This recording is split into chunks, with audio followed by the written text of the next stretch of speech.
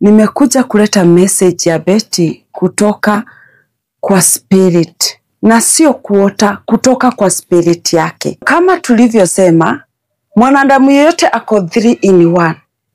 3 in 1 inamaanisha nini? Mwanadamu aliyekamilika ako na spirit, soul na ako na mwili. Wakati mwanadamu amekufa, mwili yake ndio huwa inakufa.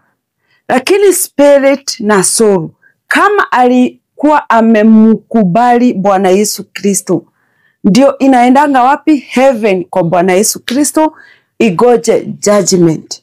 Bwana Yesu asifiwe.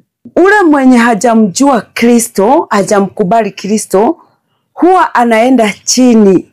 Chini ni wapi?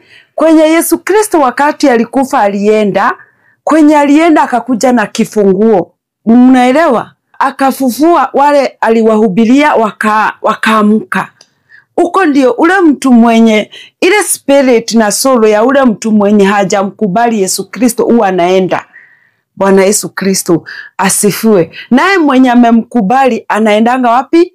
Mbinguni kwa Yesu Kristo, kwa sababu alisema hakuna mwenye ataona ufalme wa mbinguni bila kupitia kwangu. Anagoja judgment. Bwana Yesu asifiwe. Kutoka hapo, Betty Bayo alikuwa anamjua Mungu, alikuwa amemkubali Bwana Yesu Kristo kama savior wake. Kwa hivyo wakati alikufa, mwili yake ndiyo ilikufa. Na Bible inasema, Yesu Kristo alisema, yeyote ataniamini mimi, hatakufa, ataishi milele na milele. Kwa hivyo Betty Bayo hakukufa, ni mwili tu ulipumzika, spirit na soul sikaenda wapi? Sikaenda heaven. Bwana Yesu asifiwe. So wakati Betty Bayo alikufa, nilisikia uchungu sana sana sana. Uchungu yenye siwezi eleweza ilitoka wapi. Mimi nilijaribu kujifanyia deliverance, kuomba, haikuwezekana.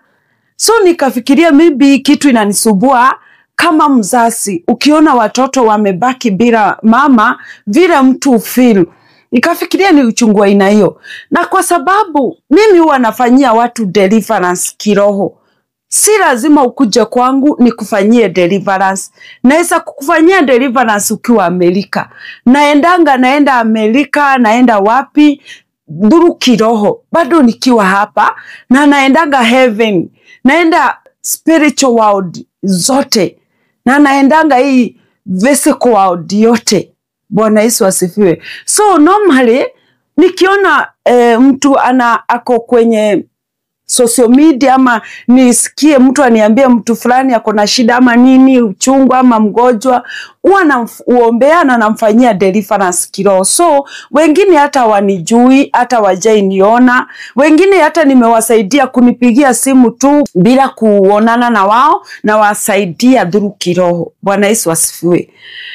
Kwa hivyo wakati nilitaka kujua kwa nini spirit ya Betty inanisubua hivi, kwa nini kona uchungu hivi kuhusu kifo ya Betty, nikaenda kwa Mungu, nikauliza Bwana Yesu Kristo, kwa nini nasubuka hivi kuhusu Betty?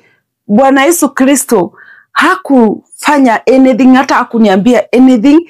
Aliniletea spirit ya Betty. Spirit ya Betty akaniambia mimi niko huku kwa Mungu, ako anagojea judgment. Niko huku kwa Mungu na niko sawa na Betty, ndio nimjue. Akaanza kuact vile anaibanga, vile ana acting wakati anaimba nyimbo zake. So nikajua huyu ni Betty. Ndio nikasema kama nimeona Betty, ni nini nanisubua? Betty akaniambia, ambia watu mimi niko sawa, ambia watoto wangu mimi niko salama mahali niko.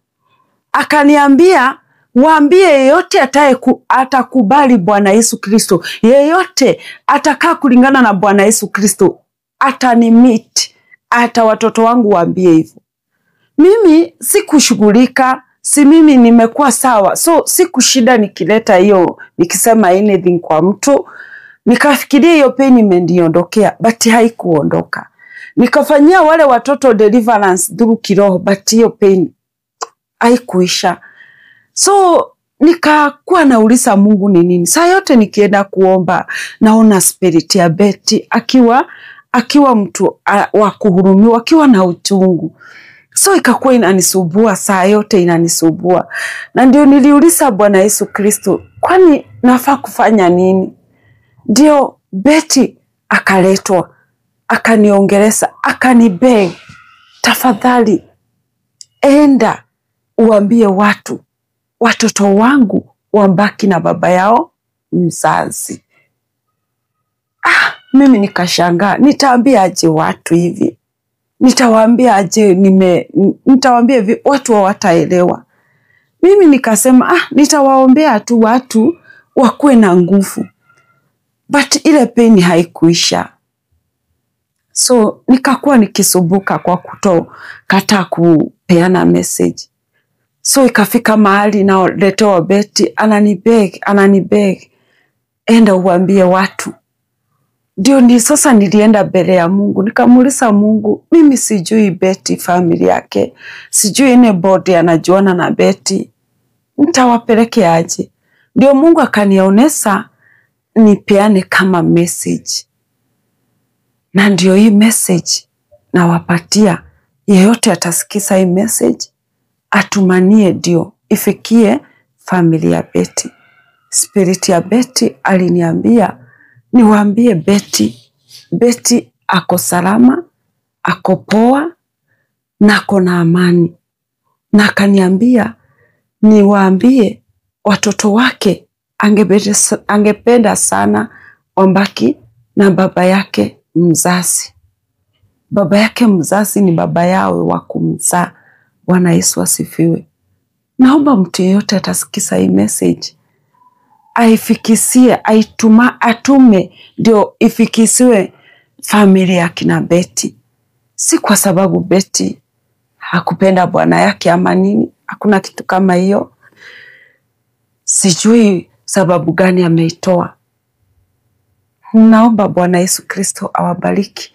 Yeyote atasikia hiyo uzito, arahisishie Betty kazi ili iweze kufikia family ama marafiki zake. Bwana Yesu ambariki.